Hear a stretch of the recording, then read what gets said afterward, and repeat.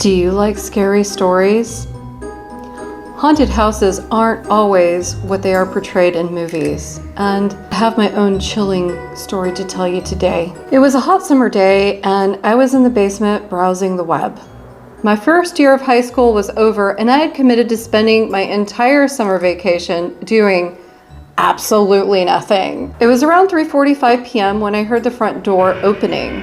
Just in time, I thought. It was obviously my dad getting home from work. He was a morning person and worked an earlier shift to avoid rush hour traffic. I headed up the stairs to say hello, as I usually did. "Hey, Dad," I called out as I ran up the stairs, but he didn't reply. I turned the corner and headed down the hallway leading to the entrance, but when I got there, it was empty. "Dad?" I shouted. This is where it gets a little complicated. Basically, the first floor looped around in an open rectangle with the stairs going up at the center of it. There was a mirror in between the front door and the garage door, and from that mirror, you could see the hallway where I'd just come from, as well as a sliver of the stairs to the second floor. After calling my dad's name a couple more times, I catched a glimpse of his silhouette in the mirror. He was standing behind me in the hallway, which really isn't impossible to achieve. He would have only had to circle around the living room, through the dining room and the kitchen, then to the hallway where I stood. The only thing that was weird is how quietly he had managed it. Once again, I turned around and smiled, "Hey, how was your day?" But in a split second, I realized the figure wasn't in the hallway, but rather up the stairs. Just an optical illusion, I figured. But an optical illusion didn't explain how Dad avoided that familiar screech produced by that third step. The quintessential sound of somebody going up the stairs. That's when I realized that something weird was going on. "Dad?" I asked again. "Dad?" I couldn't help but lower my voice. No answer. The dark silhouette walked out of sight and toward my parents' room. Every single cell in my body was telling me to get out. All of the warning signs were blaring, "Danger! Danger!" But I didn't listen. I clearly saw a man in the house. I heard the front door, and it was exactly the same time my dad usually came home. Aside from him ignoring my welcome, there was no reason for me to think that there was something weird happening.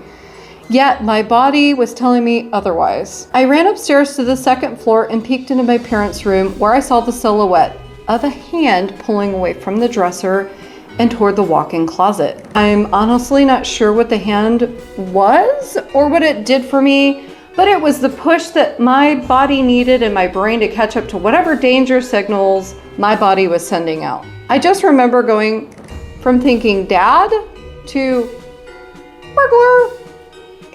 Weird, right? Just a hand. It's not like I'd be able to recognize my hand if you showed me a lineup of random hands. I'd probably think you were a little weird for having that lineup of random hands, but that's not the point. The point is that I didn't really feel safe anymore. I backed up quickly from my room to reach from one of my decorative swords. Decorative, but sharp. I unsheathed the weapon and closed my door slowly, careful not to make too much noise. This was a fight or flight situation, and I was gonna fight. It seems absurd to me now that my first reaction wasn't to call 911, but then again, this happened before every kid and every pooch had a cell phone, and the only landline was upstairs in my parents' room. It's not like I could have just waltzed in there and made a call without getting caught. So instead, I stood in my room, hands trembling, and I waited and listened. I could hear his footsteps up and down the hall, followed by a slightly muffled voice. There were pauses in between, as though that there was a person waiting for a reply, but it wasn't a reply from me. A reply was from somebody on the phone, I supposed. I strained my ears, but for the life of me, I couldn't make out what they were saying. Who was he talking to? Did he know where I was? I shouldn't have called his name out so many times. Obviously, he knew I wasn't alone in the house. Would he come after me? My heart pounded in my chest and thumped in my ears. I could feel the adrenaline surging through me, but as stupid as I wasn't stupid enough to move. I felt like it was safer to stay where I was and wait.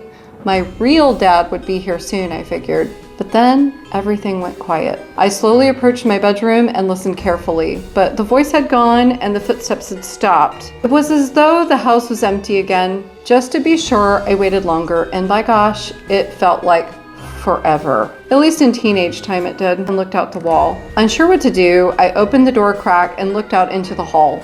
If it had been a horror movie, this is when something or somebody would have jumped out and that would have been the end of it. But nothing happened. I came out of my hiding spot and slowly went room to room, opening each door and looking for whoever or whatever broke in. Again, this was stupid of me to do. I should have run out and called 911, but as we all know, teenagers don't always make the best life decisions, and I wasn't immune to that teenage bravado. Luckily for me, my continued existence is still in the universe, and the hallway was empty. Confused and rattled, I sat at my computer and kept my sword on my lap until the door opened 20 minutes later and my dad called my name. I ran upstairs with my sword and he gave me that weird look that dads give you when they catch you doing something kind of off, kind of weird.